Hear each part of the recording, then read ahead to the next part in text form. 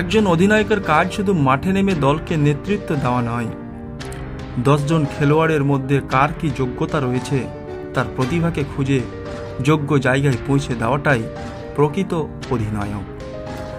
আজকের দিনে এমন অধিনায়ক খুঁজে পাওয়াটা সত্যি বিরল। সত্যটা বলার জন্য যতটুকু সাহসের প্রয়োজন হয়, ঠিক ভুলটাকেও বুঝতে পেরে মানুষের সামনে প্রকাশ করা এবং অনুশোচনা হওয়াটা তার চাইতে বহুগুণ কঠিন। কিন্তু মানুষটা বাইরে যতটা কঠিন মনে হয়, ভেতরের ততটাই সহজ মনের মানুষ। মাঝে মাঝে বেশ চর্চায় থাকেন সোশ্যাল মিডিয়ায়।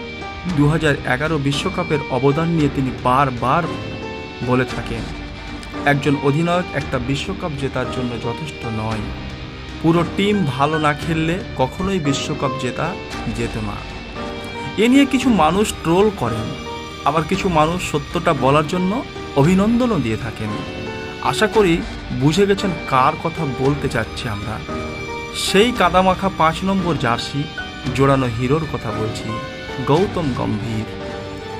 কলকাতা নাইট রাইডার্সের ইতিহাসে সবচেয়ে সফল অধিনায়ক গৌতম গম্ভীর অনুশোচনা প্রকাশ করেছেন। 2011 থেকে 2017 পর্যন্ত তার অধিনায়কের মেয়াদকাল, তার মধ্যে 2 বার আইপিএলে চ্যাম্পিয়ন হন।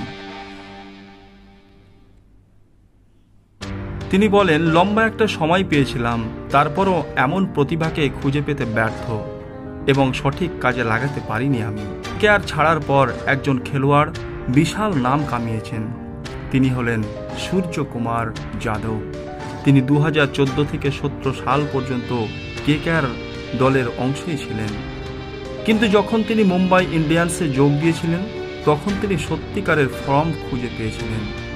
তিনি বর্তমানে এমআই এবং ভারত উভয়ের জন্য দুর্দান্ত পারফরম্যান্স সহ বিশ্বের শীর্ষ স্থানীয় টি-20 ব্যাটার।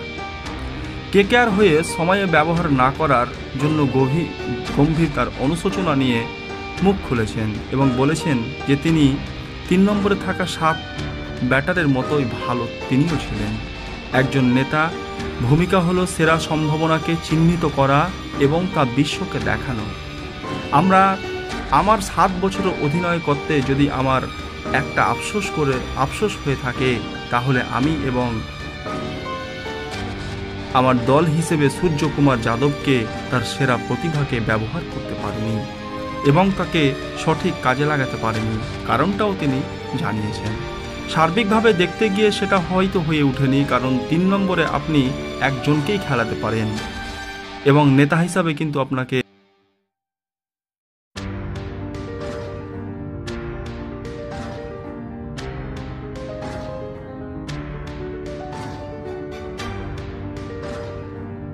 10 জন খেলোয়াড়ের কথাই ভাবতে হবে।